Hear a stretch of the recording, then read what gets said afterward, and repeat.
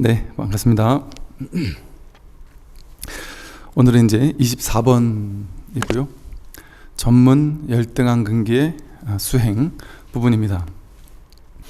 그러나 만일 적적으로 인연 따라 올라오는 생각들을 먼저 다스리고 그 다음에 성성으로 혼침을 다스려야 한다고 하면서 선우를 따라 다스리며 혼침과 산란을 고르게 조복하여 고요함에 들어가는 것은 전문의 열등한 근기의 수행이다. 여기서 이제 적적과 이제 성성이라는 이제 말이 나오는데요. 이제 써놓은 것처럼 그러니까 적적하면 이제 말 그대로 고요함, 또 우리 공적과 다르지 않은 또 선정, 앞에서 또 표현했던 이제 막음과 이제 이어지는 이야기고요. 성성은 이제 뭐 깨어있음, 영지, 또 지혜, 비춤과 같이 볼 수 있는 거죠.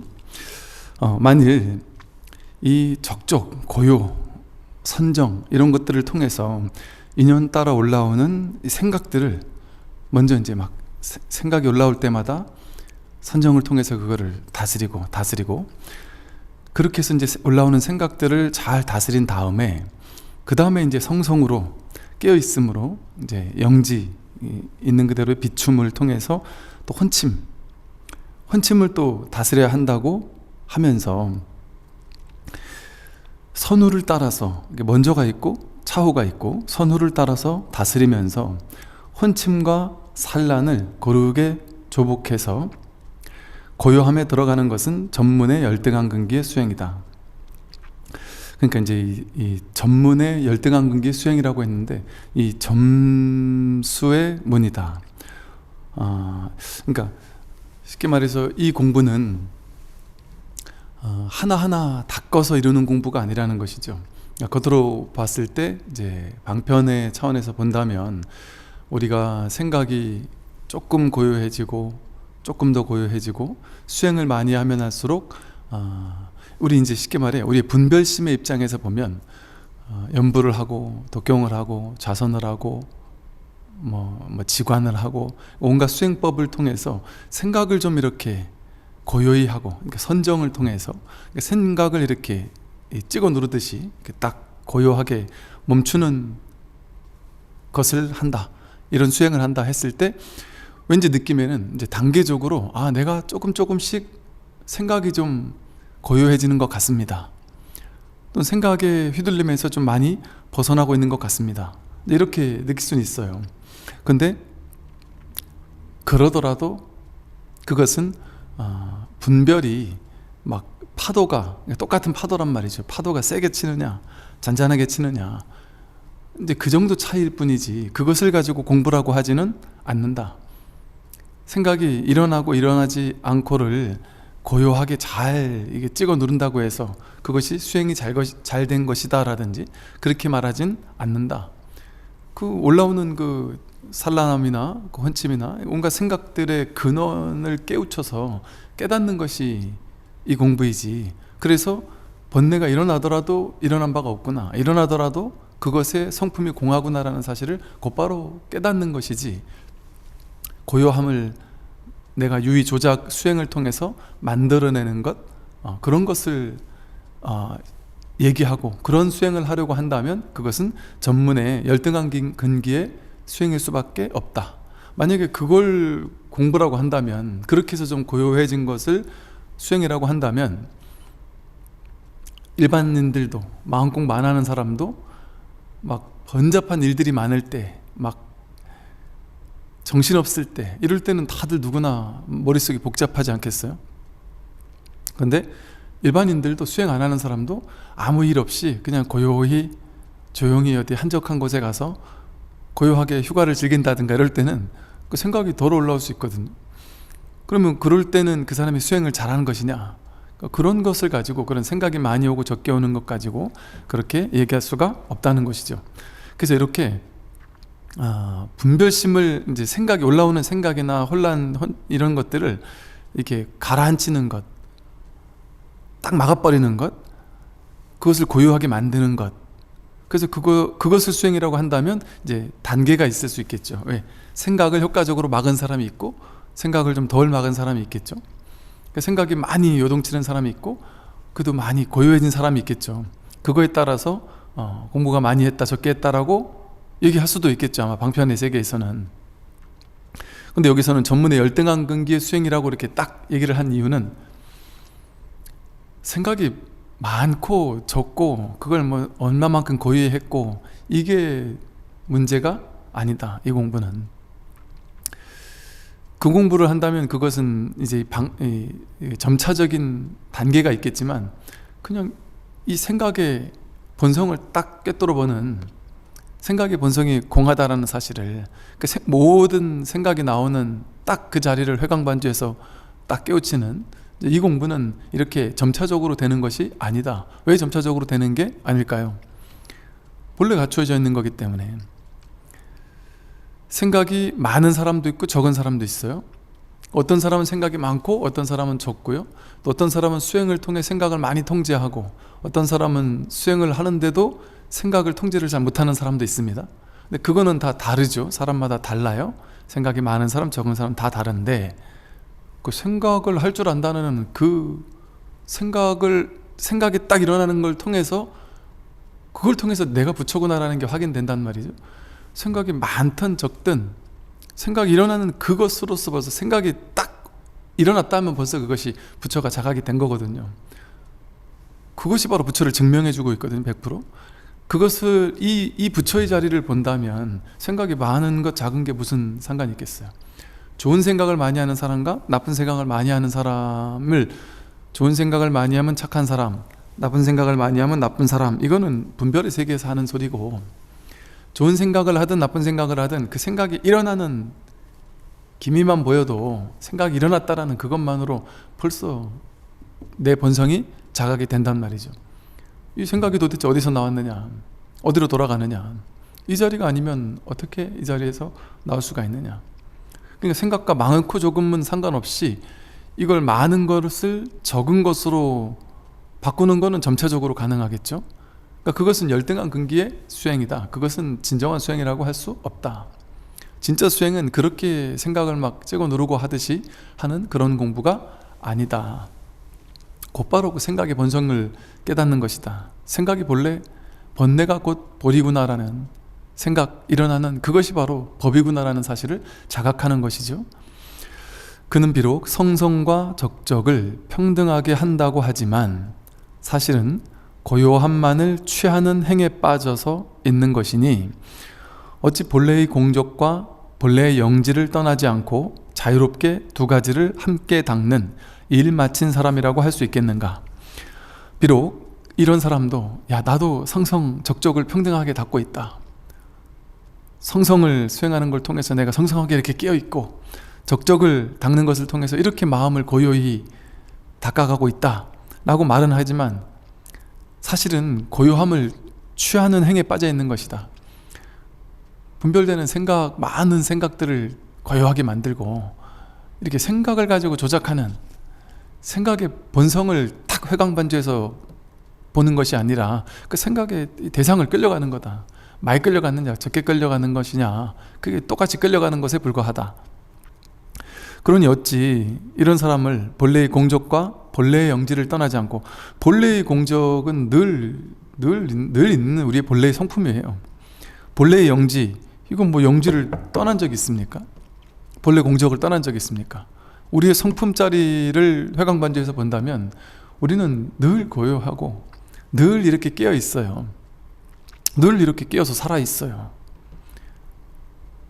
나라는 게 몸도 내가 아니고 마음도 내가 아니다. 나라고 할 것을 찾을 수 없다.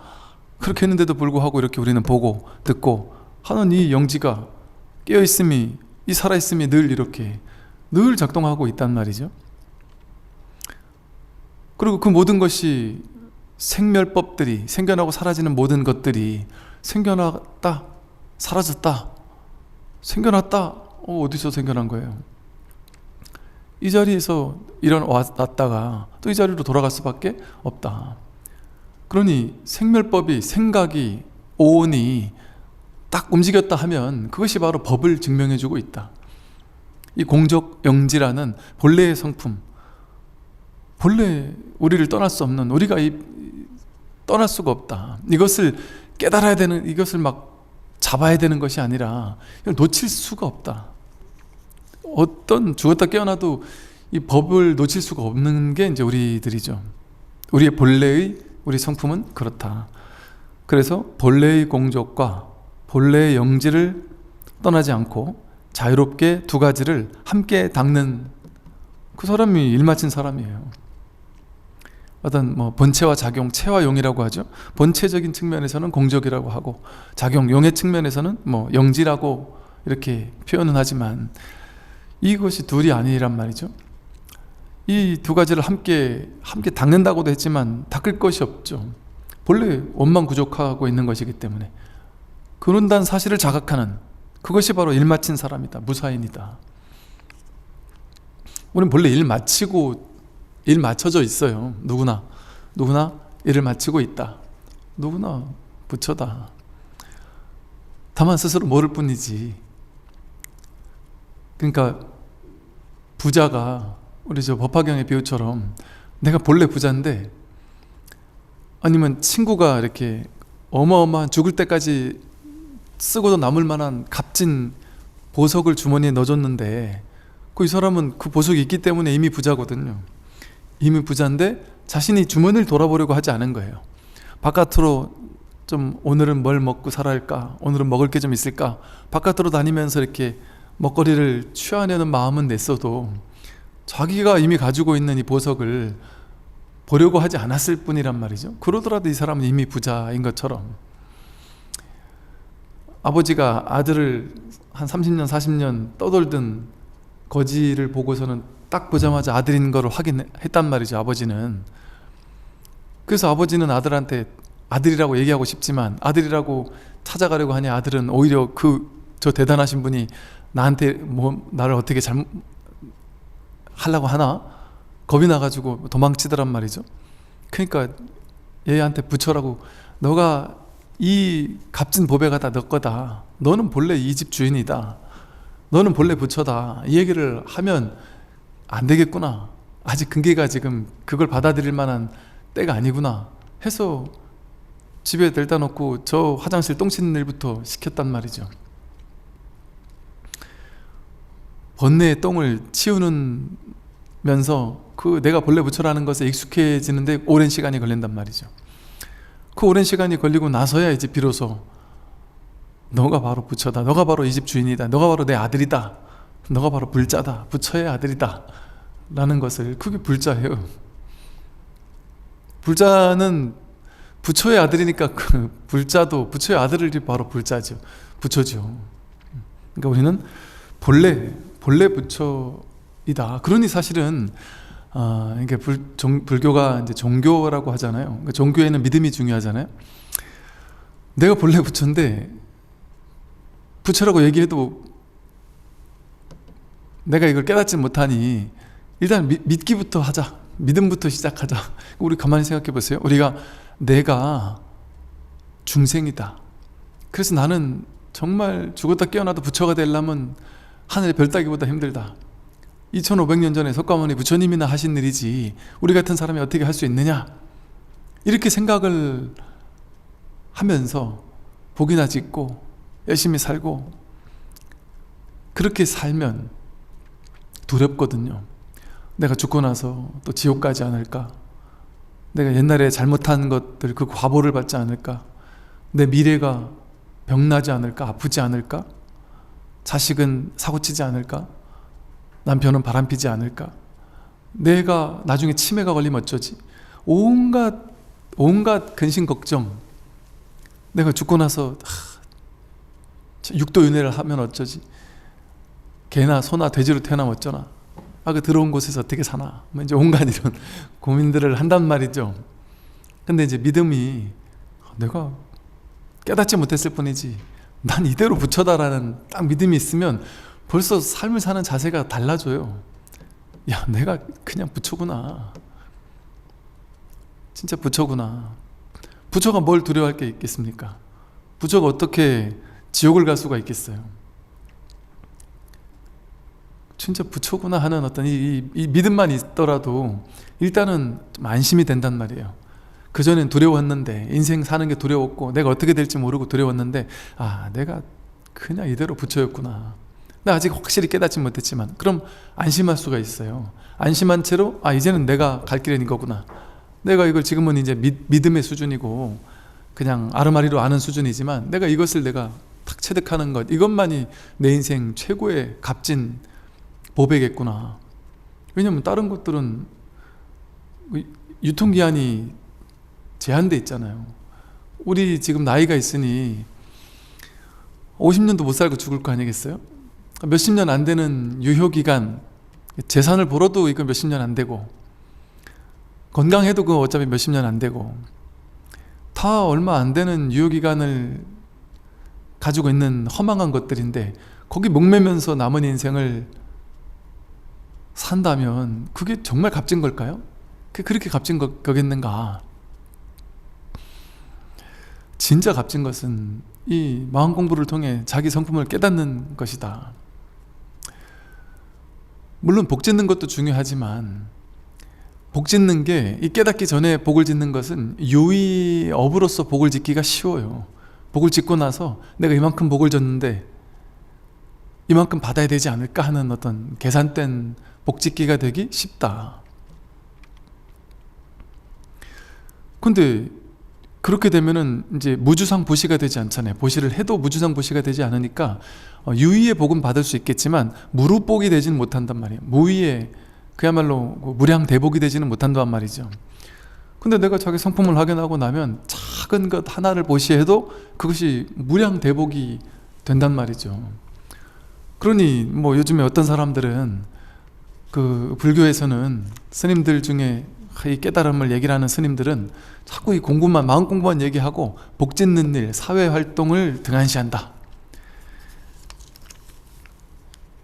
사람들을 돕고 나누고 보시하고 그거부터 하는 게, 그게 진짜 자비고, 그 자비가 있어야지만 그게 진짜 깨달음이지. 그냥 깨달음만 중요하다고 얘기하는 분들도 계시는데, 그게 맞는 얘기냐? 그건 틀렸다. 깨달음이 먼저가 아니다. 실천이 먼저다. 아무리 깨달아도 실천하지 않으면 그게 무슨 의미가 있느냐, 이렇게 이제 여기 들으면 상당히 그럴싸하고, 그게 틀린 말은 아니에요. 완전히 틀린 말은 아닙니다. 근데 그렇게 복을 짓는 것이 유의의 복이란 말이에요. 유의의 복. 무릇복이 되지 못합니다. 그렇게 해가지고 예를 들어 사회복지, 내가 수천억 수조 원을 사회복지를 하고 죽을 때까지 사회복지를 했어요. 그럼 이 세상 사람들이 정말 복지가 철철 넘치는 그런 사회가 될까요? 이 세상이? 저 정말 가난에 굶주리는 사람들이 다 완전히 행복을 찾을까요? 사람들은 돈이 없는 사람보다 돈이 많은 사람이 더 불행할 수 있거든요. 그 돈 때문에. 그런 사람들 어떨 거예요? 돈으로 해결을 어느 정도 됐는데도 불구하고 불행한 사람은 어쩔 겁니까? 즉, 복 짓는 것이 중요하지 않은 바는 아니나, 이 복과 지혜라고 했을 때 이 지혜가 바탕이 되지 않은 복덕은 좀 제한적일 수밖에 없고 유의일 수밖에 없어요. 그러니까 진정한 복덕이 되지 못합니다. 그러니까 내가 삶의 진실이 무엇인지, 내가 누구인지를 깨닫고 나면 그것이 바로 무루복을, 곧장 그 자리에서 무루복이 완성된 것이거든요. 그렇게 하면 그 이후에는 그야말로 하루를 사는 것이 곧 삼천대천세계를 구제하는 거예요. 내가 돈으로 구제하고 몸으로 보시해서 구제하는 거는 한계가 있잖아요. 그런데 이 말이 이제 깨닫고 나면 이해가 되는 말들이죠. 깨달음과 동시에 삼천대천세계가 일시에 구제가 돼버린다. 금강경에 그렇게 나오잖아요. 일시에 삼천대천세계를 일시에 구제해버린단 말이에요. 이렇게 막 사회봉사 단체를 만들어서 복 짓는 게, 그게 잘못됐다는 건 전혀 아니죠. 좋은 일이죠. 일반, 예를 들어 이 깨달음을 공부하는, 내가 정말 온 중생을 일시에 구제하겠다라고 하는 큰 발심, 이거 대발심이에요. 이거는 이러한 대발심을 갖지 않은 사람들이라면 어차피 세간을 살잖아요. 이 인과법인 이 세간을 사니까, 분별의 세계를 사니까, 분별의 세계에서 가장 값진 것은 복 짓는 거죠. 착한 일 하는 거, 복 짓는 거, 그게 분별의 세계에서는 가장 위대한 일이에요. 그러니까 이 세상 사람들은, 세속 사는 사람들은 가장 위대한 일로 복 짓는 걸 얘기하고, 그런 사람들을 가장 위대한 존재라고 얘기하죠. 틀린 말 아닙니다. 맞는 말입니다. 세간에서는 가장 중요한 게 복 짓는 거예요. 복을 많이 져야 내가 복을 많이 받으니까. 인간보의 세계는 그렇거든요. 근데 제가 지금 말씀드린 이것은 이 복을 무시하는 얘기가 아니고, 그것을 하지 말라는 얘기가 아니고, 이 출세간에 눈뜨는, 진실의 눈뜨는 이것이 진정한 복을 짓는 일입니다. 무량대복을 짓는 일이고, 몇 사람 구제하는, 내 한평생 내가 수백 수천 명을 구제했다. 그러나 여전히 가난한 사람들 많지만 내가 딱 깨달음을 얻은가 동시에 일시에 일체 중생이 그 자리에서 곧장 구제가 돼버립니다. 돼버린다. 이거는 머리로 이해할 수 있는 범주가 아니에요. 머리로 이해할 수 없다. 그래서 이 공부가 최우선 되어야 한다. 다른 공부가 중요하지 않아서가 아니라 이 공부가 가장 중요하다는 것이죠. 그래서 이 공부에 내가 발심하는 것, 그게 곧 복을 짓는 것과 똑같다. 물론 이제 우리는 현상세계도 요만큼 발을 딛고 있고, 출세간도 이렇게 내가 발심을 하고 있잖아요. 그러니 가장 이상적이라면 현상적으로는 내가 할 수 있는 만큼 복도 짓고, 또 출세간으로 내가 발심도 하고, 그 두 가지가 같이 갈 수 있다면 뭐 가장 좋겠죠. 그리고 또 그렇게 사는 게 가장 이상적이겠죠. 그래서 그렇게 살되 가장 중요한 핵심적인 뭐랄까, 삶의 가치랄까, 그것은 내 인생의 가장 중요한 1번은 이 마음 공부에 두는 것이 맞다. 이렇게 공부하는 게 맞아요. 왜냐하면 이거는 나를 해탈하게 하고, 나의 괴로움을 완전히 벗어나게 하고, 생사를 끝내게 하고, 일체중생을 단박에 구제하게 하는 거잖아요. 근데 봉사하고 보시한다고 해서 내가 괴로움이 없어지지 않아요. 괴로움의 문제가 해결되지 않아요. 늙고 병들고 죽을 때 괴로워요. 봉사 많이 한다고 힘든 사람들 많이 간호한다고 내가 병이 안 낫지 않습니다. 나도 죽습니다. 물론 정말 이 말을 잘 오해 없이 들으셔야 돼요. 이게 봉사하고 복 짓는 것을 폄하하는 발언이 아닙니다. 내가 할 수 있는 만큼 우리가 복 짓는 것은 내가 할 수 있는 만큼 최선으로 하고, 그러나 내 마음에 정말 제 1번은 공부, 마음 공부 하는 것이 이제 가장 이상적이겠죠. 그러므로 조계 스님은 스스로 깨달아 수행하는 것은 따지는 데 있지 않다. 만약 선우를 따진다면 그는 미혹한 사람이다라고 하였다. 조계 해능 스님은 이 깨달아 수행하는 것은 막 이렇게 따지고, 뭐 선우를 따지면서 이게 먼저고 저게 나중이고 이걸 따지는 데 있지 않다. 그는 미혹한 사람이다. 그건 여전히 가야 할 단계가 있다라는 거잖아요. 둘이라는 거거든요. 둘, 셋, 넷으로 분별해서 나누는 이 세간을 얘기하는 거거든요. 출세간의 불이법을 얘기하는 게 아니기 때문에 그는 여전히 미혹한 사람일 수밖에 없는 것이죠. 다음은 25번 깨달은 자의 정해입니다. 깨달은 사람의 입장에서 정해 등지, 그러니까 정과 해를 평등히 가진다는 거죠. 정해 등지의 뜻은 애써 이제 깨달은 사람의 입장에서 정해 등지가 무엇이냐, 정과 해를 평등하게 이렇게 지닌다라는 것이 무엇이냐. 이것은 애써 노력하는 것도 아니고, 이 정과 해를 막 선정을 닫고 지혜를 닫고 이 마음 공부를 통해 깨달음을 얻는다라고 할 때, 이게 깨달은 사람의 입장에서, 즉 이 법의 입장에서 본다면, 진실의 입장에서, 이 깨달음의 입장, 법의 입장에서 본다면 무엇이 진정한 정해냐, 무엇이 진짜 마음 공부냐, 애써 노력하는 것이 아닙니다. 유의 조작이 아니다. 무위법이고 모르법이다.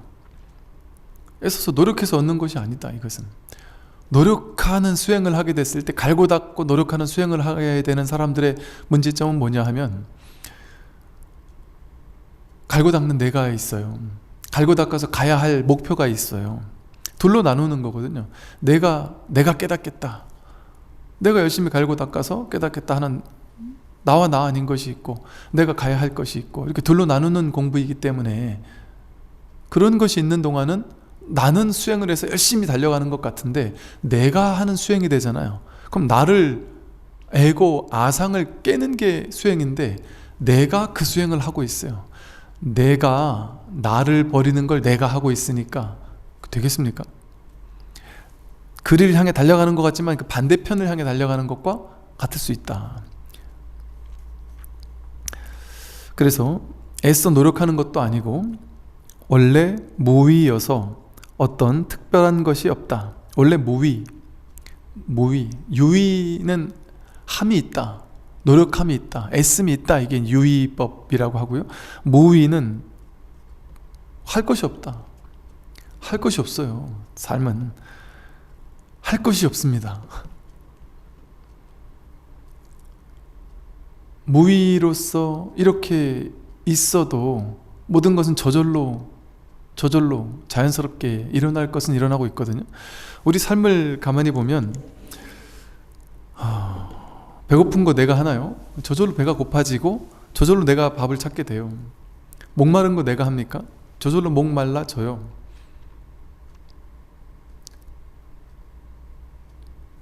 나이 드는 거 저절로 나이 들어져요. 소화도 내가 하는 게 아니죠. 저절로 소화가 이루어집니다. 사실은 이런 것만 그런 게 아니라 나는 이제 내가 한다라고 생각하지만 내가 한다고 내가 생각했어, 내 의지로 내가 생각했어 이렇게 얘기하지만 그 생각은 어떻게 만들어졌을까요? 인연 따라 연기적으로 그 생각이 이루어진 것을 내가 했다고 착각하는 거예요. 딴 사람은 저 결심을 했잖아. 근데 나는 이 결심을 했는데 이건 내가 한 거 아니야. 저 사람은 저걸 했고 난 이걸 했잖아. 그러니까 이건 내가 한 거죠. 이렇게 얘기한단 말이에요. 근데 인연 따라 삶을 살다가 내가 살아온 삶의 조건에서 나는 A라는 것을 결정할 수밖에 없는 삶의 조건으로서 난 살아온 거예요. 인연이 그렇게 됐단 말이에요. 예를 들어 부모님이 베풀고 나누고 배려하고 뭔가 친절하고 사람들에게는 항상 이렇게 베풀고 나누면서 사람은 항상 친절하고 정의롭게 살아야 한다. 그런 얘기를 맨날 교육받고 또 그런 부모님 밑에 살던 아이들이라면, 그렇지 않은 그냥 어떻게든 자기 이익, 자기 욕심만 챙기고 사는 부모님 밑에 태어난 아이가 있다면, A라는 아이와 B라는 아이가 있다면 당연히 그런 어떤 내 이익을 챙길 것이냐? 정말 옳은 정의로운 누군가에게 복이 되는 이런 일을 할 것이냐의 결심 앞에서 A라는 아이는 자신이 살아왔던 그게 업장이거든요. 업이거든요. 그게 자기 업이에요. 이런 선한 업이 있는 사람은 자연스럽게 그것을 A라는 것을 선택합니다. B라는 아이는 자연스럽게 B라는 거로서 선택해요. 근데 그것을 내가 했다라고 생각이 이제 조잘거리는 거죠, 머릿속에서. 그것도 생각이 나는 착해, 나는 못됐어. 생각이 그걸 규정하는 거예요. 규정해야지만 우리는 삶을 살아갑니까? 내가 잘 살았어, 내가 못 살았어, 그때 그 판단 옳았어, 틀렸어, 난 이렇게 살아야 돼, 저렇게 살아야 돼, 나는 올바른 사람이야, 올바르지 않은 사람이야. 어떤 한 가지 일을 하고서 이걸 잘했나 못했나를 꼭 규정 지어야지만 되나요? 그리고 그 규정이 진짜 옳을까요? 어떤 사람은 같은 행위를 옳았다고 하기도 하고 어떤 사람은 같은 행위를 틀렸다고 하기도 해요. 어떤 사람은 같은 행동을 보고 잘했다 하고 어떤 사람은 못했다 합니다. 규정 지을 필요가 없이, 규정 짓지 않더라도 머릿속으로 제잘제잘 거리면서 잘했다 못했다라고 하지 않더라도 우리 삶은 그냥 이렇게 자연스럽게 벌어지고 있어요. 인연 따라. 머릿속 생각이 공연히 일을 만들어서 내가 그것을 한다. 나는 특별한 사람이다, 나는 잘난 사람이다, 나는 위대한 사람이다, 나는 잘 살아야 한다, 못 살아야 한다, 난 이런 걸 했기 때문에 대단하다. 이제 이런 식의 생각을 일으킴으로써 그냥 아무 일 없는 무위에 저절로 일어나고 있는, 이게 좀 오해의 소지가 있는 말이라서 이런 말은 좀 주저스럽긴 한데, 옛날 스님들 보면 이런 얘기를 하는 분도 계세요. 야, 참 진짜 내가 없다. 이거 뭔 옛날 선어록에도 그런 말이 있거든요. 이게 꼭두각시의 인형 같다. 뭐 로봇 같다. 꼭두각시 인형은 그 인형이 움직이는 것 같지만 사실은 그 위에 사람이 이렇게 움직이고 있잖아요. 그렇다고 해서 이걸 움직이는 사람이 따로 있는 것은 아니다. 그러나 이게 마치 꼭두각시와 같다. 이런 말은 오해의 소지가 있어요. 어지간한 아무에게나 이런 말을 할 수는 없어요. 왜? 그렇게 얘기하면 충격에 빠지거든요. 내가 없단 말이야. 그럼 난 막 살아도 되네? 뭐 이런 식의 오해의 소지를 잘못 심어줄 수 있기 때문에 좀 위험한 말일 수도 있죠.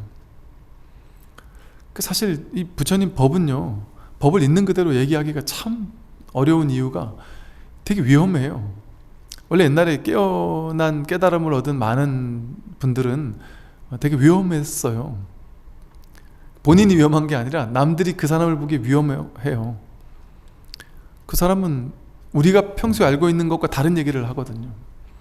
내가 사는 거지, 내가 내 인생을 살지, 내가 태어나서 이 세상에 와서 살다가 가지. 근데 깨어난 사람은 거꾸로 얘기를 하거든요. 그런 내가 어딨냐. 내 마음 가운데 이 온 우주가 왔다 갔다 하는 거지. 내가 죽고 나도 세상은 그대로 있고 나 혼자만 가, 이런 생각을 하니까 죽고 나면 나만 억울한 것 같고, 이 사람은 다 잘 살 건데 내 자식 걱정도 있고 뭐 오만 가지 생각을 하잖아요. 꿈에서 딱 깨어나면 아침에 막 파란만장한 꿈을 꾸다가, 아무리 좋은 꿈을 꾸다가 꿈에서 딱 깨어나면 지금 깨어났어요? 그런데 어젯밤 그 꿈이 어딘가에서 계속되고 있나요? 그 꿈속에 있던 내 자식, 꿈속에 있던 내 사랑하는 사람, 그 사람이 지금 내가 없어져 가지고 막 괴로움에 빠져 있을까요? 내가 빨리 다시 환생해서, 그 꿈으로 환생해서 뛰어들어서 꿈속에 있는 내 자식과 내 남편을 행복하게 해줘야 될까요? 꿈에서 깸과 동시에 그 꿈이라는 거대한 환상은 같이 사라져요. 이 세상은 원래 그런 독자적인 세계가 따로 있는 것이 아니다. 그런 공연한 이제 이것을, 이 몸을 나라고 여기게 되면 그런 허망한 망상이 일어난단 말이죠. 죽음은 어쩌지? 죽음, 이거 생각이에요. 생각. 내가 허망한 생각이 만들어낸. 태어남, 이것도 생각이에요. 생각. 십이연기에서 그렇게 말하고 있잖아요. 생, 유생, 노사가 다 망상이에요. 십이연기는 다 멸해야 될 거라 그러잖아요. 생했다라는 망상, 늙고 병들고 죽는다라는 노병사라는 망상, 그거를 깨뜨려야 괴로움이 소멸한다는 거거든요. 그게 다 망상이라는 거거든요.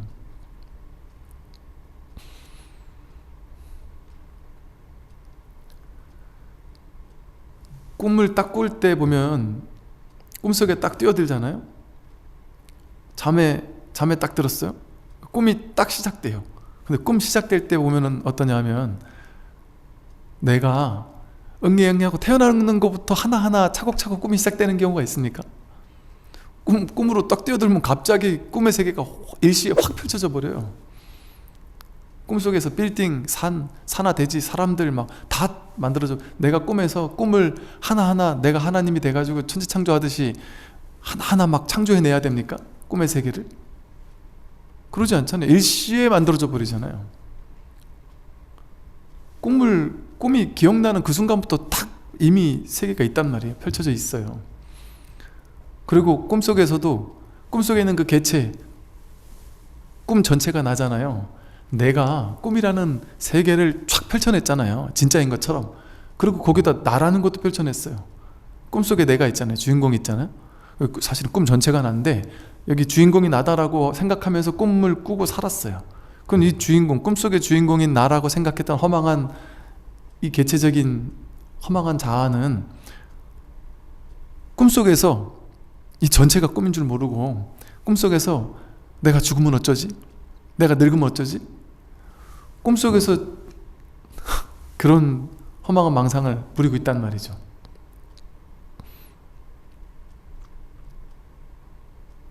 이 세상도 사실은 그냥 생각으로 따지지 말고 리얼 팩트로 진짜만 상대한다면, 진짜로 내가 경험한 것을 진짜로 본다면, 경험한 것을 보는 건 또 진짜로 보는 게 아니죠. 진짜로 보는 거는 과거 경험한 걸 보는 것도 진짜로 보는 게 아니에요. 그것도 기억이고 생각이잖아요. 딱 눈앞에 목전에 드러난 이것만이 진짜거든요. 이 진짜의 자리에서 본다면, 태어남을 경험해 봤습니까? 죽음을 경험해 봤습니까? 태어남과 죽음이 있다라고 생각해요. 자기 생각으로. 내가 기억날 때가 뭐 3살, 4살, 5살 뭐 이쯤에 갑자기 딱 기억이 나잖아요. 어릴 때 내가 응애응애 하던 기억이 난단 말이에요. 그럼 그 기억이 딱 있을 그때를 딱 돌아보면 내가 하나하나 막 태어나기 시작해가지고 이랬나요? 그냥 쫙 펼쳐져 있었지, 세계가.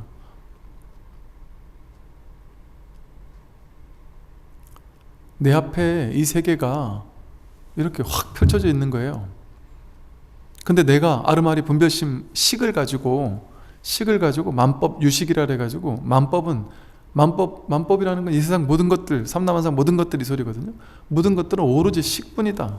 내가 허망한 망상으로 만들어낸 허망한 세계일 뿐이다, 이거예요. 나도 세계도 그냥 식작용이다.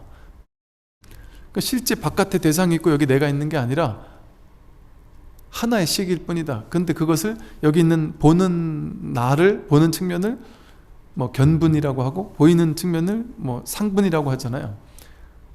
즉 하나에서 견분과 상분이 나뉜 것처럼 착각될 뿐이다. 그런데 이건 다 하나에서의 일부분이란 말이 견분이고 상분이다. 즉 세계가 따로 있고 내가 따로 있는 게 아니라 의식이 분화해서 둘로 나누어 가지고, 왜 식은 그렇게 둘로 나누는 도사니까, 둘로 나누는 것이 바로 식이니까. 그렇게 세계를 허망한 망상으로 펼쳐낼 뿐이죠.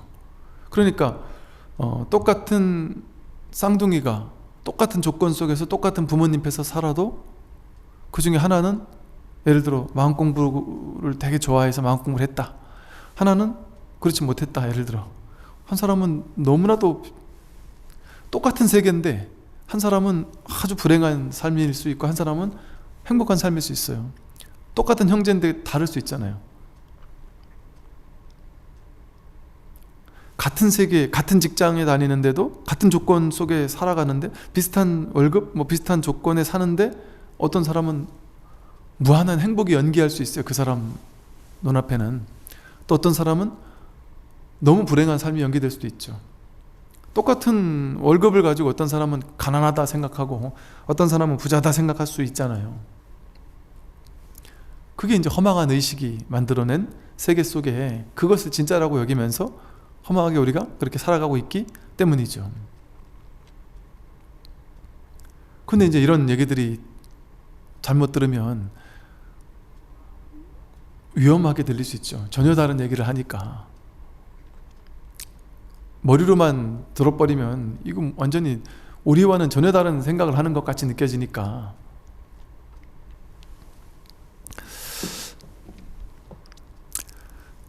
원래는 무위여서 어떤 특별할 것도 없다. 특별한 거는 없어요. 그냥 하나의 일밖에 없어요. 뭔가 특별하다 하면은 그건 따로 특별한 뭔가가 생겨나는 거잖아요. 그냥 일 없는, 그냥 늘 이러할 뿐이다.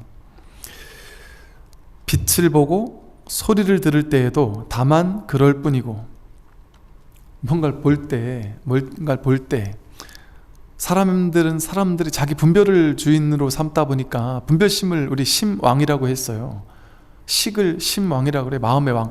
마음 하면 분별심이 자기 마음인 줄 착각하며 살다 보니까 분별심을 가지고 눈으로 보면서 안식, 보는 의식을 쫙 펼쳐내요. 그래가지고 사람들마다 자기 의식이 업식이라 그러잖아요. 경험에서 만들어진 식, 그 업식이 어떤 식으로 집적되어 있느냐, 이 오치원이라는 나가 어떤 경험을 통해서 어떤 의식이 집적되어 있느냐, 쌓여 있느냐, 아레아식 속에 이 식이 얼만큼 어떻게 쌓여 있느냐, 이 쌓여 있는 나를 나라고 착각하고 산다 그랬죠. 그걸 오치원이라고 한다 그랬어요. 색수상행 식. 근데 그 마음에 가장 중요한 게 식이잖아요. 그러니까 이 식이 어떻게 쌓이냐에 따라서 어떤 사람은 자기 식에 걸러서, 이건 색안경처럼 이거에 걸러서 세상을 보는 거죠. 그러니까 똑같이 세상을 눈으로 보는데 어떤 사람은 막 빛나게 아름다운 세상을 바라보고요, 어떤 사람은 정말 이 살기 힘든 괴로운 세상을 볼 수도 있어요.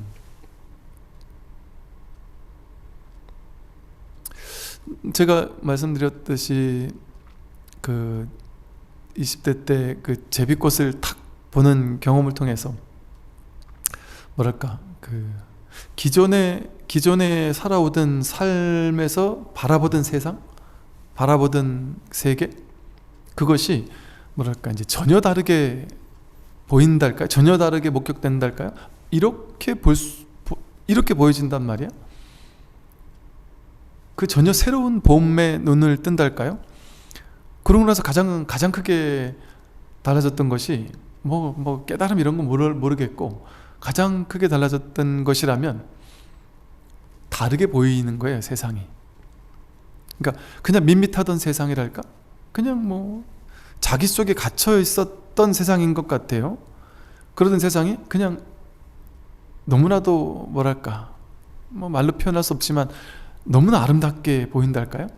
있는 그대로의 자연이, 하늘이, 이 햇살 하나가, 모든 것 하나하나가 정말 눈부시게 아름답게 이렇게 보이기 시작하더란 말이죠. 세상이 이렇게 정말 아름다운 거였어? 어떻게 나는 이런 것을 모르고 살았을까? 제가 그때 써놓은 글들을 읽어보면 이런 얘기들이 있어요. 그때 그러고 나서 그때 제가 이제 봄에 그런 걸 느끼다 보니까 그 봄이 떠나가는 게 너무 아쉬웠어요. 왜? 그 봄이 나에게 이런 것들을 선사해 준 건 줄 알았나 보죠, 아마도. 너무 아쉬웠는데 여름이 되니까 난생 처음 보는 이 초록의 푸르름이 저를 감동시키는 거예요. 그리고 가을이 됐더니 난생 처음 보는 이렇게 아름다운 그 단풍들이 막, 참, 이런 아름다움이 있었고 세상은 이렇게 아름다운 곳이구나. 그해 가을 제가 그 단풍이 떨어질 때 너무 아쉽더라고요. 단풍이 한참 막 피치를 올릴만 할 때 꼭 비가 내려요. 그 단풍 후두둑 떨어뜨릴 때 너무 가슴이 아프고, 또 바람이 막 쌩쌩 불어서 후두둑 앗아가 버려요. 너무 아쉽더라고요. 그런데 이 아름다운 낙엽이 다 떨어지면 내가 누리던 그 아름다움은 사라지겠구나 하는 망상을 부렸는데, 겨울에 그 앙상한 가지를 올려다 볼 때 그 파란 하늘 위로 앙상한 가지가 이렇게 있을 때, 그 겨울의 아름다움은 이 봄, 여름, 가을의 아름다움과는 이걸 또 달리하는, 겨울의 아름다움이 너무 좋더라고요.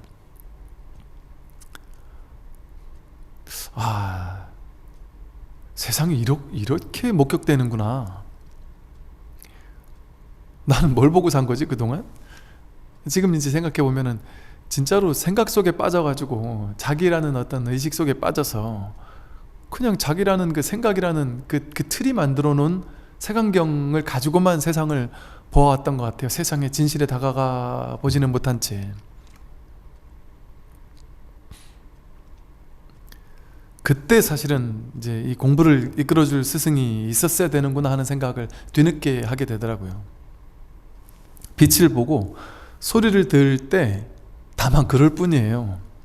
근데 우리는 자기 업식에 따라서 보는 것을 보고, 어떤 사람은 있는 그대로의 그럴 뿐을 보고, 근데 이것을 뭐 제가 놀라운 아름다움이니 뭐 신비니 이런 식으로 표현하는 것은, 제가 그 전에 업식에 가려진 그 시선으로만 세상을 보다가 문득 한번 생각이 노연한 그 자리에서 한번 바라보고 노니까 이게 감동이 있는 것이죠.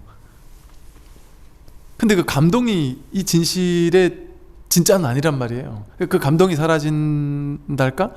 그러고 나면 그럴 뿐인 거예요. 그럴 뿐. 볼 뿐인 거죠.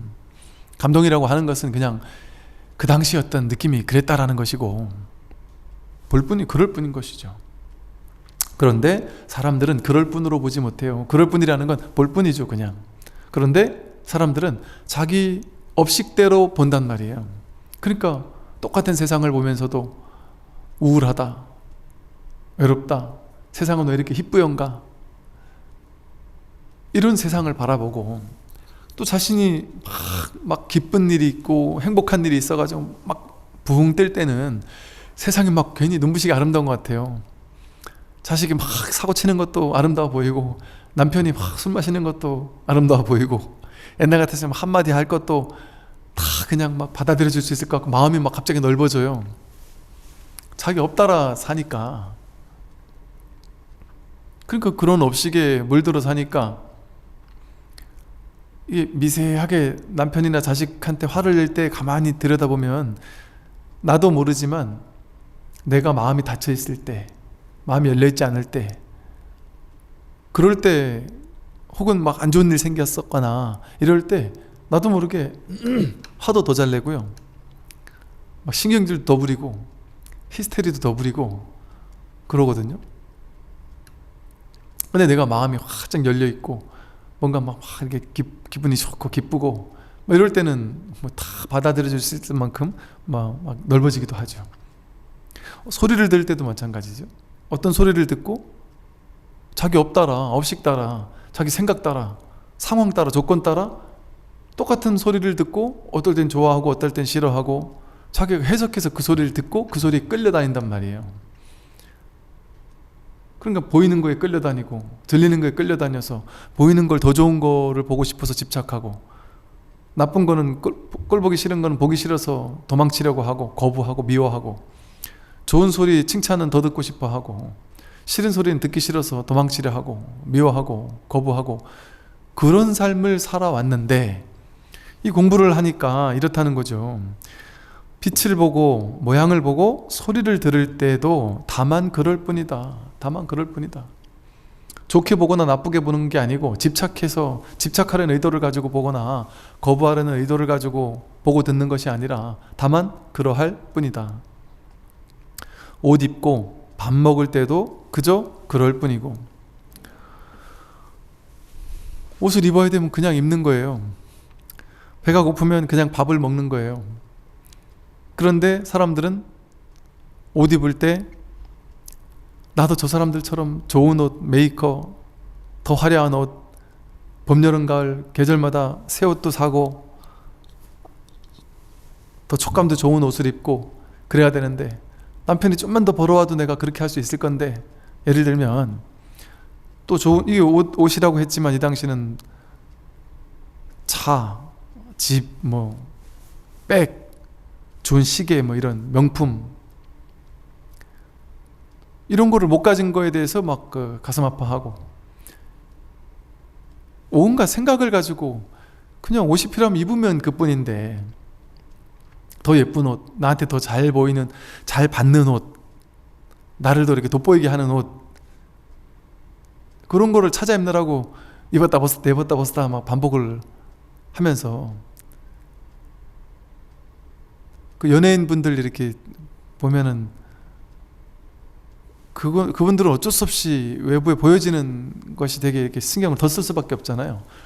그러니까 그런 분들이 참 번뇌가 심하지 않겠나 싶어요. 그러니까 그런 분들이 막 공황장애가 오고 불안장애가 오고 하는 것도 쉬 납득이 가요. 그렇게 바깥에 보이는 시선 이런 거에 막 휘둘리고 살 수밖에 없으니까. 밥 먹을 때도 그냥 먹으면 되는데, 더 맛있는 것, 어떻게 하면 더 맛집, 더 비싼 거, 나도 돈 걱정 없이 먹고 싶은 거 시켜 먹고 살아보나, 뭐 예를 들어 그런 이제 분별 망상을 가지고 옷 입고 밥 먹고 한단 말이죠, 일반 우리 중생들은. 그러나 옷 입을 때 그저 그럴 뿐이고, 밥 먹을 때 그저 그럴 뿐이고, 똥 누고 오줌 눌 때도 그저 그럴 뿐이다. 똥 누고 오줌 눌 때도 그저 그럴 뿐이다. 더럽다 깨끗하다 뭐 이런 차별이 없어요. 사람과 이야기할 때에도 그저 그럴 뿐이며, 나아가 걷고 서고 앉고 눕거나 말하고 침묵하거나 기뻐하고 성내거나 언제든지 항상 그러할 뿐이다. 사람을 만나 이야기할 때 우리는 그 사람과 자꾸 이렇게 비교하게 되거든요. 자꾸 나를 내세우게 되고 나를 자기 자랑을 자꾸 하게 되거나, 또 누군가를 딱 안주 삼아 비판하고 비난하거나, 또 남들이 자기 자랑할 때 속으로 좀 짜증이 나거나, 그러나 사람과 이야기할 때도 그냥 이야기할 뿐이다. 나가 걷고 서고 앉고 눕고 행주자와 어묵 동정 간에 말하고 침묵하고 기뻐할 때는 그냥 기뻐할 뿐이고 성낼 때는 그냥 성낼 뿐이에요. 기뻐할 때 그 기쁨이 막 더 오래 지속돼야 돼 하는데 하는 애착, 집착이 없고, 성내고 나서 성낼 인연이 오면 성내어지거든요, 당연히. 근데 우리는 성내고 나서 뒤에 가서 후회하면서 죄의식에 사로잡혀서 내가 썩낸 거 보니까 난 아직 공부가 안 됐구나, 이 죄의 과보를 어떻게 받을까, 막 이런 온갖 생각 부둥켜 안는단 말이죠. 그러나 인연이 화합해서 성낼 일이 있으면 성내는 겁니다. 그러고 그냥 그때뿐이다. 그냥 그럴 뿐이죠. 그럴 뿐. 그러고 끝난단 말이에요. 그 성내고 나서 뒤늦게 막 죄의식을 부둥켜 안으면서 살지 않는 것이죠.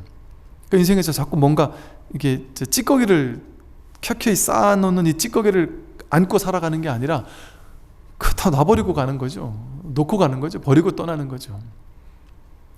숙제를 가져가지 않는 거예요, 인생에서. 그래서 이제 그런 말도 있죠. 항상 그 자리를 떠날 때는 그 자리에서 만들어진 쓰레기는 다 비우고 떠나가라. 업장에 찌꺼기를 만들지 마라. 다음에 언젠가 받아야 할 어떤 업보의 잔재? 이런 거를 마음으로 붙잡고 가지 마라. 그러니까 털고 가라 이러는 거죠. 지금 당장 힘드니까 내 지금 욕먹는 것보다는 어떻게든 도망치자. 지금 당장 바꿔가는 게 낫잖아요. 그래서 내가 나중으로 미룰 필요가 없다. 지금 깔끔하게 바꿔가야, 뭔가 이게 미진한 게 없어야, 그래야 삶이 가볍지 않겠습니까? 언제든지 항상 그러할 뿐이다. 그러할 뿐에 뭐 좋고 나쁜 게 있어요? 좋으면 좋은 대로 그러할 뿐이고 나쁘면 나쁜 대로 그러할 뿐이에요. 좋은 일이 생기든 나쁜 일이 생기든 그러할 뿐이고, 돈을 벌면 버는 대로 그럴 뿐이고 안 벌면 안 버는 대로 그럴 뿐이다. 마치 빈 배가 물결을 따라 올라갔다 내려갔다 하듯이, 산골을 흐르는 물이 형세에 따라 굽이 돌기도 하고 바르게 흐르기도 하듯이 마음에 아무런 아르마리가 없다. 마치 빈 배가 물결을 따라 올라갔다 내려갔다 하듯이, 장자인가요? 그 빈배라는 말이 있죠. 빈배에 사람이 타고 있지 않으니까 물결을 따라 올라가든 내려가든 거 누가 화내고 썩낼 사람이 있어요? 그냥 그 빈배는 물결을 따라 그냥 흐를 뿐이에요. 그냥 그럴 뿐이에요. 거기에 그 누구도 시비를 걸지 않는 거죠. 우리라는 존재도 이게 빈배예요, 빈배. 근데 이게 거기 내가 타고 있단 말이에요. 나라는 자아가 그 배 위에 타고 있단 말이에요. 이 몸뚱이라는 배 위에 나라는 자아라는 아상이 타고 있어요. 그러니까 이 존재가 빈배가 돼버리면 올라가든 내려가든 상관없거든요. 좋은 일이 생기든 나쁜 일이 생기든 남들이 칭찬을 하든 욕을 하든 상관이 없는데, 내가 그 빈배 위에 올라타가지고 아상 에고라고 하는 허망한 자아관념을 자기가 만들어 놓고 나니까, 그래 이걸 나라고 오온을 그냥 딱 취해서 오치온으로 붙잡아 놓고 그걸 나라고 생각하니까 뱃속에 사람이 있단 말이에요. 잔뜩 업장을 짊어진 사람이 있어서 올라가고 싶은 마음도 냈다가 내려가고 싶은 마음도 내는 사람이 있단 말이에요. 근데 나는 올라가고 싶은데 물결 따라 내려가지면 막 화를 내면서 짜증을 내는 사람이 그 뱃속에 타고 있으면 계속 괴로울 수밖에 없어요. 그런데 우리라는 아상이 몸 육체라는 배를 타고 있을 때, 빈배가 되지 못할 때는 그 배에 올라탄 그 아상 에고는 흐름을 타고 가려고 하지 않아요. 맡기고 가려고 하지 않아요. 초기 불교 경전에 보면은 수행자는 마른 통나무가 물 위에 떠가는 마른 통나무처럼 살아라, 이런 표현이 있거든요. 마른 통나무가 물결 따라 그냥 턱 내맡기고 가듯이 살면 되는데, 이 장자의 빈배처럼 살아가면 되는데, 거기 이제 내가 배 위에 선장이 되어가지고 배를 막 아름답게 꾸미려고 하고, 막 양갈래길이 나오면 이 배의 방향을 돌려서 저쪽으로 가려고 하고, 올라가면 내려가고 싶어 하고, 내려가면 올라가고 싶어 하고, 옆에 다른 배보다 더 좋은 배를 만들려고 하고, 목표 지점까지 언제까지 닿아야 된다고 하고 하면서 그 배의 선장이 되어가지고 내가 그 배를 끌고 가려고 한단 말이에요. 그러면 유의 조작이 시작되죠. 배는 어차피 인연 따라 갈 건데 내가 막 기를 쓰고 그 뱃머리를 돌리려고 막 애를 쓴단 말이에요. 그러니까 나라는 게 이 빈배의 주인이 되어서, 부처님께서 말씀하신 법문에는 육체가 아니라 그러잖아요. 육신이 아니라 법신이다 이러잖아요. 법신. 이 육신이 아니라 법신이 진짜 주인인데, 이 허공과도 같은 이 허공성인 법신이 진짜 주인이지 육체가 진짜 주인이 아니다. 육체는 그냥 빈 배일 뿐이다. 근데 거기 내가 올라타가지고, 나란 아상이 올라타서 그걸 주인 삼아서 이래라 저래라 하면, 배는 어차피 여기서부터 이렇게 흘러가지고 저까지 바다로 갈 거거든요. 한번 내버려두면 그냥 바다로 갈 건데, 가는 동안 이렇게 가는데 자기 생각이 일로 가면 안 돼, 절로 가야 돼, 절로 가는 줄 착각하는 거예요. 자기는 절로 가는 게 더 성공할 줄 아는 거예요.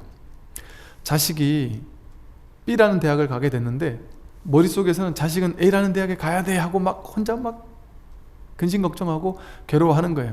얘는 원래 이 길이 턱 내맡기고 흐르면 이 길로 가게 돼 있는데, 자연스럽게. 근데 내 머릿속에서 저 길로 가야 돼, 남편은 저 길로 가야 돼, 나는 이 길로 가야 돼 하는 걸 붙잡아 놓고 매 순간순간마다 이렇게 해야 돼 저렇게 해야 돼 하는 걸 혼자서 쥐고 있단 말이에요. 진리 따라 가고 있는데 그 흐름에 턱 내맡겨 버리면 진리가 나를 바다로 이끌 건데, 내 생각을 가지고 매 순간순간 하루에도 수십 번씩 이래야 돼 저래야 돼, 저 사람은 나한테 이러면 안 돼, 온갖 건들이 시비를 건단 말이에요. 이 세상에 나에게만 시비 거는 게 아니라, 내 인생에만 시비 거는 게 아니라 딴 사람들 인생에까지, 저 사람 왜 저러고 사냐, 온갖 시비를 건단 말이에요. 빈배가 돼서 그냥 인연 따라 흐를 뿐인데,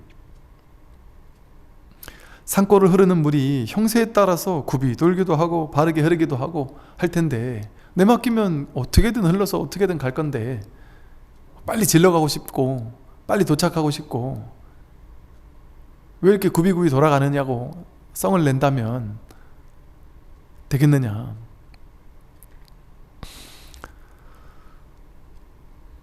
마음에는 이렇게 아무런 아르마리가 없다. 이 빈배가 돼버리면 마음에 그 어떤 아르마리가 없어요. 이래야 된다 저래야 된다, 이것이 옳다 저것이 옳다, 이것만이 좋은 일이다 저것만이 나쁜 것이다, 나는 이렇게 살아야 돼 나는 저렇게 살아야 돼, 알 수 없어요. 어떤 일을 하고 조금 나쁜 일을 해서라도 내가 진급해야 돼 이랬는데, 그래서 막 과도하게 무리를 해서 진급을 했다. 근데 그 복을 괜히 나쁜 짓을 해가면서까지 써먹느라고 진급을 했다. 그러면 나는 거 봐라, 가만히 내뒀으면 안 됐을 거야, 내가 이런 짓을 했으니까 그래도 내가 됐지 하고 좋아하겠지만, 그렇게 복덕을 다 써버렸기 때문에, 혹은 그렇게 악업을 지었기 때문에, 그러고 나서 오히려 그 다음 갑자기 뭐 몸에 병이 난다든지, 오히려 사람들한테 막 더 안 좋은 일에 연루돼가지고 막 감옥을 간다든지, 예를 들면 그런 일도 있을 수 있거든요. 그럼 본인은 억지로 애써가지고 막 됐다 해가지고 됐다고 생각하지만 그게 진짜 된 걸까요? 혹은 막 크게 애쓰지 않고 그냥 인연 따라 맡기겠다. 내가 막 괜히 무리하면서까지, 괜히 막 남들 막 괴롭히면서까지 내가 이걸 하려고 막 기를 써야 되겠느냐. 할 수 있는 최선은 다하되, 정직한 최선은 다하되, 할 수 있는 최선을, 노력은 다하고, 흐름에 크게 어긋나지 않는, 누군가를 막 상처 주지 않는, 괴롭히지 않는 선에서 최선은 다하되 결과는 내맡기겠다 하는 마음으로 살아서 떨어졌다. 그럼 떨어지는 게 진리예요. 떨어지는 게 아름다운 거예요. 그 사람은 떨어져가지고 그 회사에서 나왔더라도 그러한 훌륭한 모습을 보고, 저는 그런 분들 여러 명 봤거든요. 삿된 짓을 너무 안 하고 정말 정직하게 법 없이도 살만한 사람, 정말 훌륭한, 그런데도 일까지 잘하는 사람, 그런 사람인데도 진급 안 돼서 떨어진 사람도 있어요. 근데 그때 심지어 있잖아요. 심지어 병사가 있잖아요. 병사가 우리 소대장님, 우리 중대장님 정말 훌륭한 사람이라고 가슴으로부터 존경을 하는, 정말 진심으로 존경을 했는데 이분이 진급이 떨어졌어요. 장기가 안 돼서 군생활을 못하게 됐어요. 근데 나중에 이 병사가 한 10년 뒤에 엄청 잘 풀려가지고 막 큰 이렇게 회사를 차리게 되고 막 잘 됐어요. 근데 그때 우리 소대장님이 생각난단 말이죠. 그 전화해서 이 소대장님 뭐 하시나 했더니 놀고 있다고. 소대장님 같은 분들이 놀고 계시면 됩니까? 와서 일 좀 도와달라고 해서 갔더니 쉽게 말하면 낙하산이죠. 바로 그냥 그 중요한 그 아주 관리하는 자리에 딱 앉혀드리면서, 그런 일이 일어난다니까요. 그럼 본인은 잘못됐다고 생각했지만 그게 잘못된 게 아니라 더 잘된 걸 수 있죠. 그러니 자기 생각을 가지고 자신의 인생을 알 수 없는 거예요. 판단할 수 없는 거예요. 저 그런 얘기하는 분들 많았다는 얘기 했었죠. 이게 10년 걸린 그걸 깨닫는데, 이게 잘못됐구나를 깨닫는데 10년이 걸린 분이 계세요. 즉 10년 전에 A라는 분은 진급을 하고 B라는 분은 진급을 떨어졌어요. 두 분이 경쟁하다가 떨어졌어요. A라는 분이 진급해서 그 자리에 가서 일을 열심히 했고 잘 살았죠. 그 B라는 분은 진급도 떨어지고 이제 나와가지고 딴 일을 이렇게 하고 계세요. 근데 그 A라는 분이 있던 그 자리에서 해야 되는 업무를 그냥 주어진 업무를 했을 뿐인데, 그분 입장에서는 그게 이제 시대가 바뀌고 사회가 바뀌다 보니까 그때 했던, 그 당시는 그냥 관례였는데 그때 했던 게 이제는 죄가 돼버린 거예요. 그래서 10년 전께 거의 10년 가까이 된 게, 이걸 다시 그걸 추궁해가지고 감옥에 들어갔어요.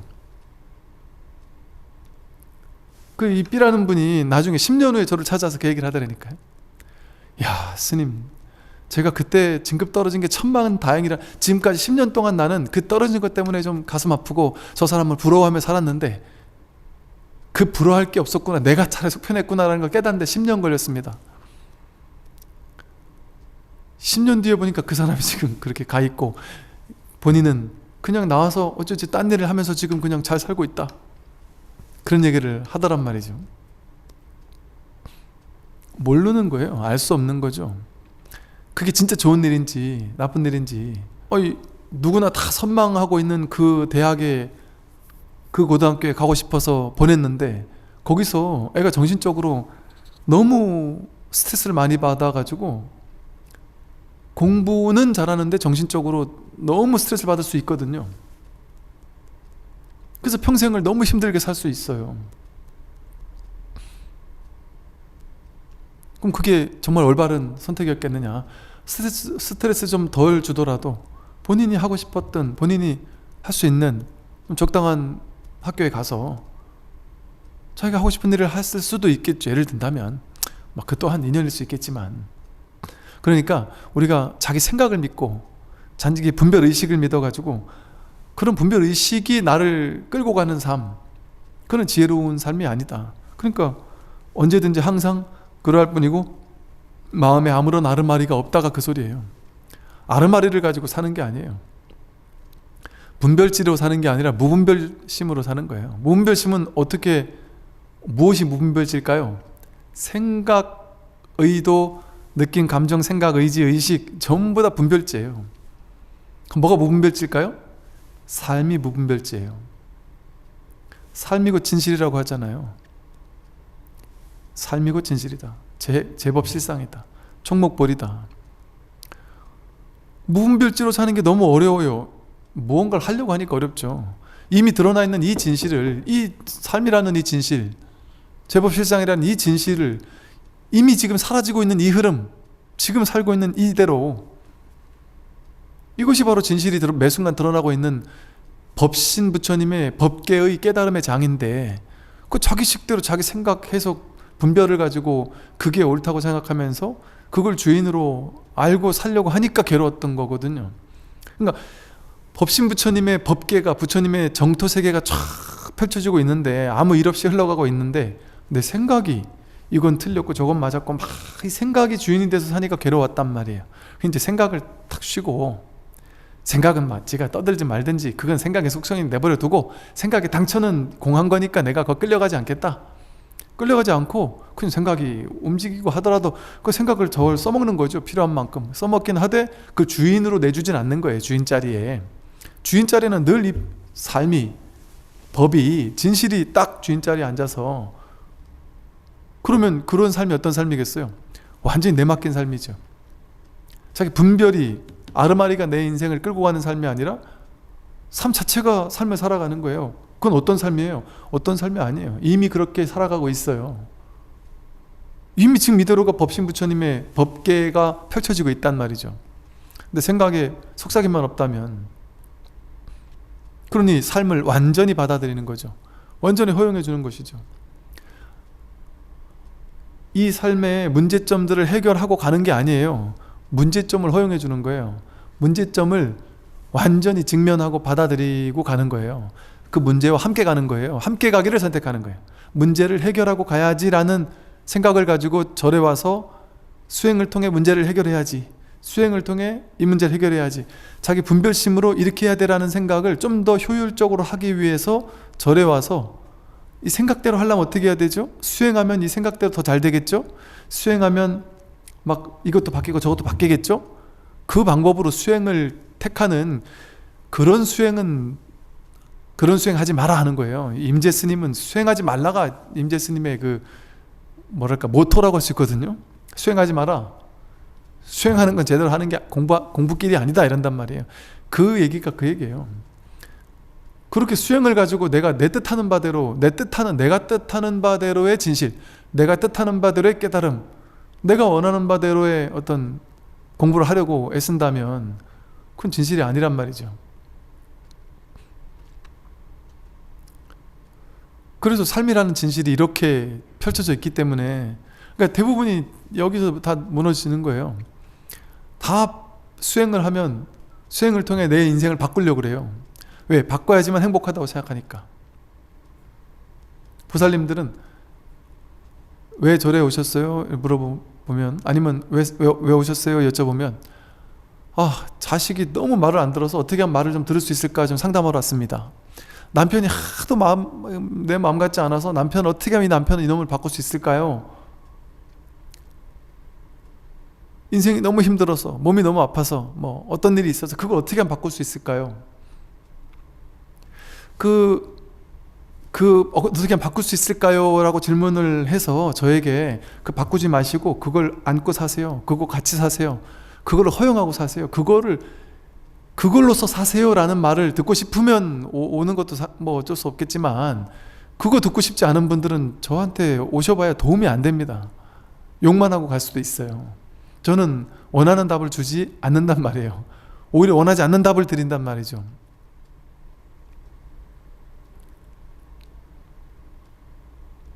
원하는 답 안 줘요. 그 문제를 빼앗아 갈 뿐이지. 이게 문제예요 생각했는데 그게 문제가 아니었어요. 그 문제가 아니라는 생각으로 하면 답이 필요해요? 문제가 없어졌는데? 문제가 없어지고 이대로라는 분별할 필요 없는 이 삶의 진실을 그대로 허용해주고 그대로 살게 되는 거예요. 그래 됐을 때 그게 바로 삶이 바로 답이었구나. 문제가 그대로 답이었구나. 그 문제와 답이 하나가 돼버려요. 내가 그렇게 쑥스럽고 속썩여왔던 그 문제가 그것이 답이었구나. 가나선을 창시한 대해 스님이 서장에서 너무 괴롭습니다. 너무너무 괴로워서 정말 어떻게 해야 될 바를 모르겠습니다. 제가 어디로 피할 수 있을까요? 어디로 도망칠 수 있을까요? 하고 물었어요. 그랬더니 대예수님이 펄펄 끓는 화로 속으로 피하고, 펄펄 끓는 그 화로 속으로 피하고, 또 막 뜨거운 그 불씨 속으로 피해라. 그게 진짜 피하는 거다. 그거는 피하는 게 아닌데요? 그거는 이 괴로워 죽겠는데, 괴로워서 괴로우면서 피하고 싶다 했는데 그 괴로움 속으로 뛰어들어라. 그 괴로움 속으로 피해라. 그게 무슨 피하는 겁니까? 그건 오히려 더 괴로운 건데요? 그게 바로 진짜 피하는 거다. 그게 진짜 피하는 거예요. 근데 그러니까 땅에서 넘어진 자 땅을 딛고 일어나라 이러잖아요. 땅에서 넘어지면 땅을 딛어야지만 일어날 수 있어요. 근데 땅에서 넘어져 놓고 땅을 딛지 않고서 일어나려고 한단 말이에요.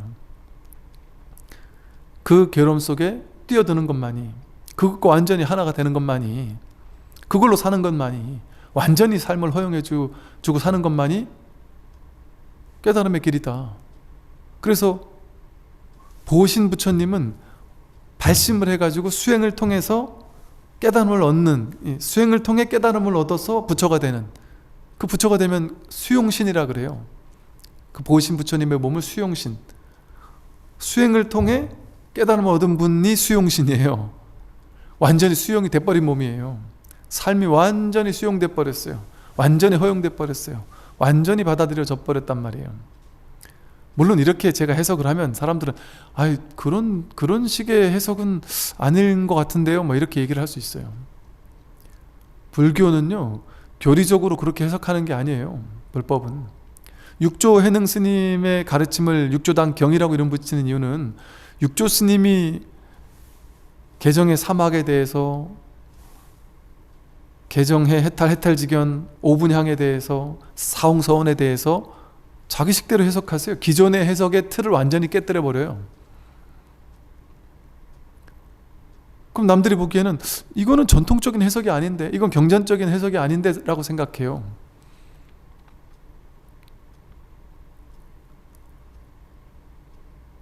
그런 생각으로 막 교리화된 그런 것에 묶여 있으면 바른 진실을 볼 수가 없습니다. 그래서 이렇게 아무런 아르마리가 없이 빈배처럼 흘러가면, 우린 흘러가고 있잖아요. 이미 받아들여야 합니까? 받아들이는 걸 해야 하는 걸까요? 이미 받아들여지고 있어요. 삶이 100% 수용되고 있잖아요. 이 삶이 이렇게 흘러가고 있잖아요. 우린 이렇게 흘러가고 있잖아요. 항상 수용되고 있었고, 항상 우린 수용신이 아닌 적이 없어요. 생각이 자꾸 방해하는 것 뿐이지. 그러니까 삶을 내버려 두면 돼요. 내가 조작하지 않고 그냥 내버려 두면, 그러니까 할 게 없습니다. 하던 걸 멈추면 그뿐이지 할 것은 따로 없다. 그러니까 이것처럼 이게 공부입니까? 아무것도 안 하는 건데, 하던 거 그냥 멈추기만 하면 되는데요. 이게 수행입니까? 수행 갈고 닦아 어떤 다른 걸로 가야 되는 건데, 가야 하는 모든 것을 딱 멈추는 건데 그게 어떻게 수행해요? 수행하지 않는 수행이죠. 그리하여 오늘도 내맡겨 흘러감에 자제하고, 오늘도 삶에 완전히 내맡겨서 그냥 흘러가는 거예요. 빈배처럼 흘러가는데 자제하다, 자유자재합니다. 이게 진짜 자제예요. 이게 바로 관자재보살이에요. 자제한 건 자유자재로 내 뜻대로 돈 벌려면 돈 버는 거에 자제하고, 부자가 되려면 부자가 되는 거에 자제하고, 뭐 사람 마음을 얻으려면 마음을 얻는 거에 자제하고, 그게 자제한 사람이 아니에요. 맨날 성공만 하는 게 자제한 게 아니에요. 뜻대로 뭐든지 할 수 있는 게 자제한 게 아닙니다. 좋으면 좋은 대로, 나쁘면 나쁜 대로, 욕먹으면 욕먹는 대로, 칭찬 들으면 칭찬 듣는 대로, 거기 내맡겨 흘러가는 게 자제한 거예요. 제가 20대 때요, 이제 마음 공부하는 수행자다라는 이 상이 막 강할 때예요. 그 제가 이제 군승법사로 있어 놓으니 군부대 법당에 있잖아요.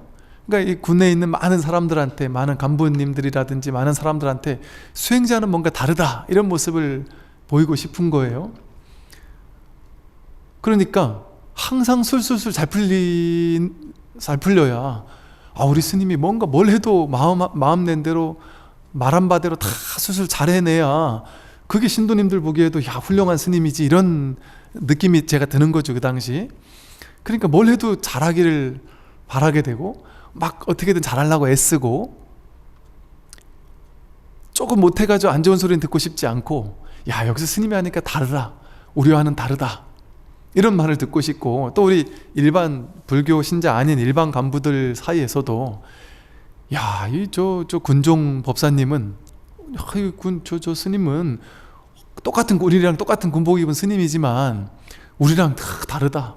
뭘 해도 저분은 막 술술술술 이렇게 해나가시고 뭘 해도 참 인정받고 이런다 이런 게 잘하는 거라고 생각했어요. 그게 자제한 거라고 생각했어요. 그러니까 얼마나 힘이 들어갔겠어요. 얼마나 잘해야 되는데 하는 어떤 긴장감 속에 살았겠어요. 못하면 어쩌나 남들이 나 욕하면 어쩌나 그게 관자재인 줄 알았단 말이에요. 자제함을 보여줘야 된다고 생각했어요. 그게 자제함이 아니더란 말이에요. 어느 날 옛날엔 그랬어요. 옛날엔 지금은 뭐 그런 사람 없지만 옛날에는 아주 종교적으로 은근히 왕따를 시키는 이런 분들도 있었어요. 종교가 좀 다른데 이거 막 은근히 막 싫어하면서 뭐 이런 일들도 있어요. 그러면은 뭐 그 사람이 완전히 뭐랄까 이렇게 좀 약간 자존심 상하게 은근히 이렇게 한다든지 뭐 약간 이런 식의 뉘앙스를 풍기는 분들도 별로 없지만 가끔 있기도 했었거든요. 그럴 때 이제 막 화딱지가 나는 거죠. 내 저놈 내 뻔때를 보여줘야 되고 싶고 막 이런 생각이 들었단 말이죠. 근데 막 그런 자제함에 대해서 팍 놔버리게 되더라고요. 어느 순간 이게 자제함이 아니었구나라는 것을 자각하면서 얼마나 자유로웠겠어요. 제가 그런 자제함이 아니구나. 그럴 필요가 없구나. 내가 모든 사람에게 인정받을 필요 없구나. 모든 사람이 나를 좋게 볼 필요 없구나. 나는 반드시 성공만 해야 될 필요가 없구나. 성공도 하고 실패도 하는 게 자제한 거구나. 실패한 것을 의연하게 그냥 있는 그대로 그냥 허용해 주는 게 그게 아름다운 거구나. 그게 정말 자제한 거구나. 그게 빈배처럼 흘러가는 거구나. 올라가기도 하고 내려가기도 하는 거예요. 인생은 그게 자제한 사람이지. 내 뜻대로 뭐든지 저분은 뭐든지 잘해낼 거야. 그걸 대단한 사람이라고 보면 안 돼요. 저분은 잘할 수도 있고 못할 수도 있지만 마음이 늘 그래도 자제하겠구나. 그게 진짜 자제한 거 아니겠습니까? 그러니까 늘 성공할 필요가 없더라고요. 너무 자유롭더라고요. 실패해도 괜찮더라고요. 실패가 아니더란 말이죠.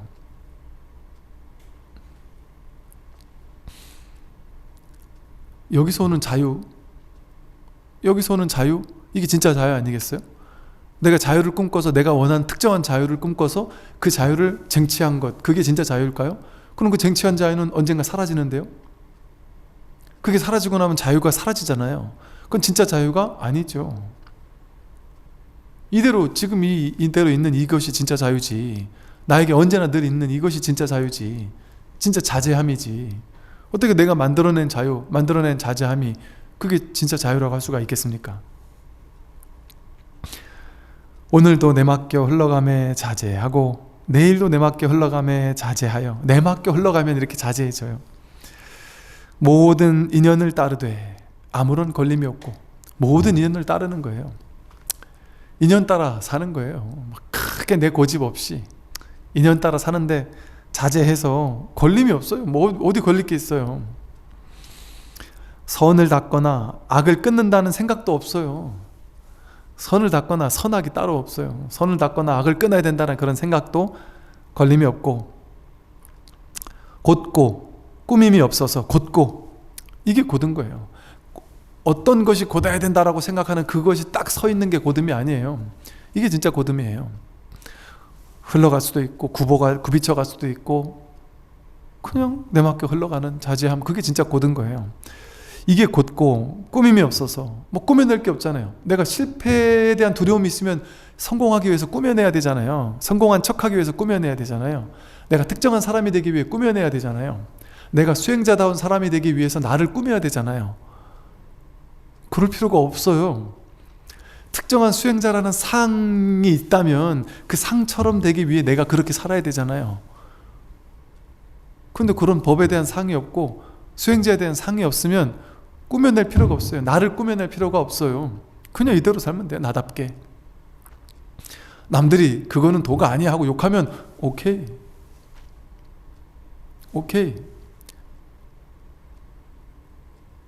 말 나온 김에 이게 요즘에 그 공부하는 사람들이 제가 이 부처님의 가르침을 설하다 보니까 부처님의 가르침을 제가 대신해서 이렇게 설하다 보니까 부처님의 가르침 얼마나 위대한 가르침이에요.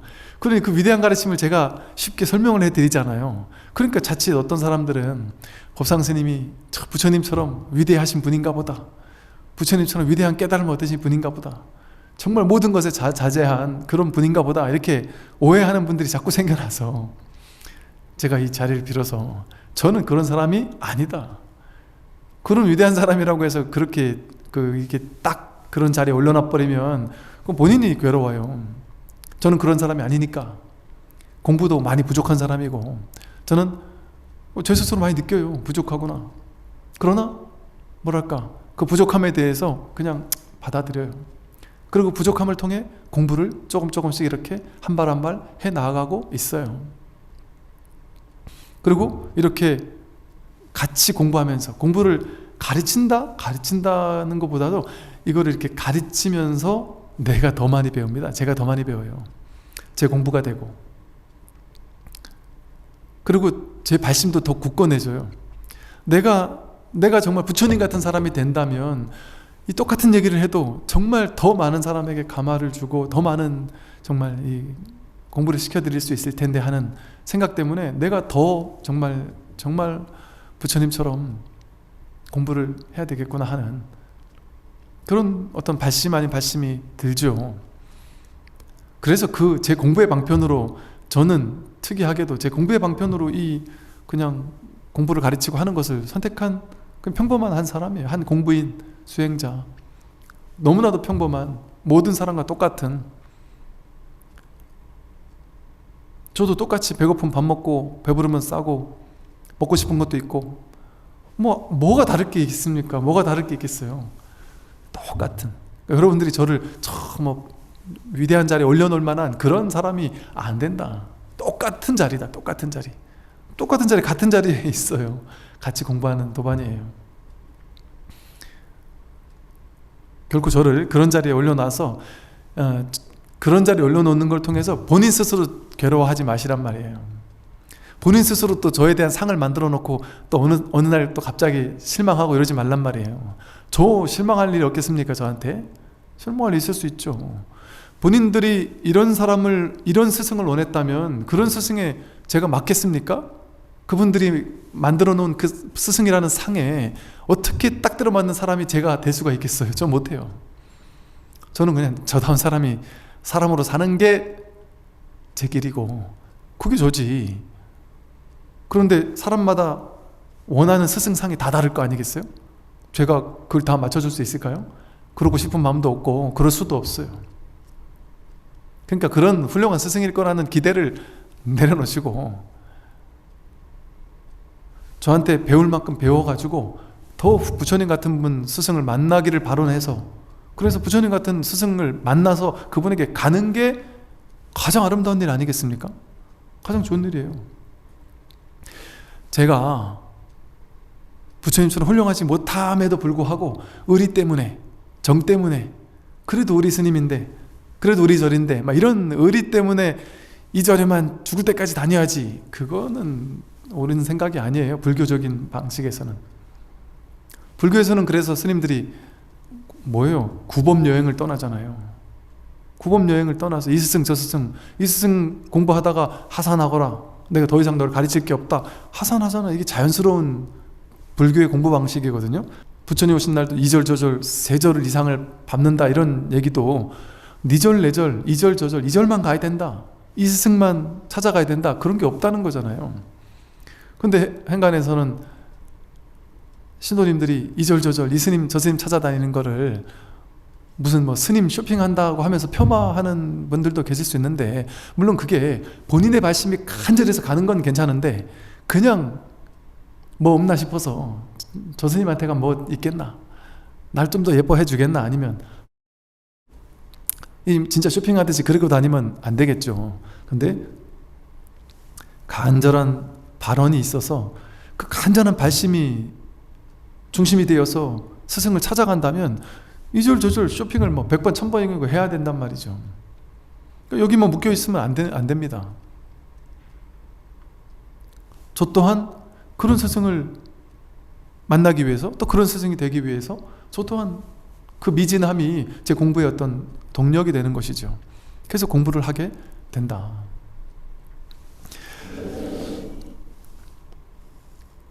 이 곧고 꾸밈이 없어서 그저 무심하게 보고 들을 뿐이다. 그냥 무심하게 보고 들을 뿐이에요. 상대할 대상이 하나도 없이 다 끊어졌으니, 너와 나 다른 상대할 대상이 없이 다 끊어져서 그야말로 일심 한마음이란 말이에요. 어찌 애써 번뇌를 털어버리려는 노력이 필요하겠는가? 번뇌를 따로 털어버리려는 노력이 필요가 없다. 허망한 감정을 일으킬 한 생각도 없으니 반연을 잊으려 힘쓸 것도 없다. 힘쓸 게 없어요. 끊을 한 생각이 따로 있는 것이 아니다. 참 이런 말씀들이 얼마나 참 아름답습니까? 이런 공부를 우리가 만나게 된 게 참 귀한 일이 아닌가 하는 생각이 듭니다. 네, 오늘 여기까지 하겠습니다. 수고 많으십시오.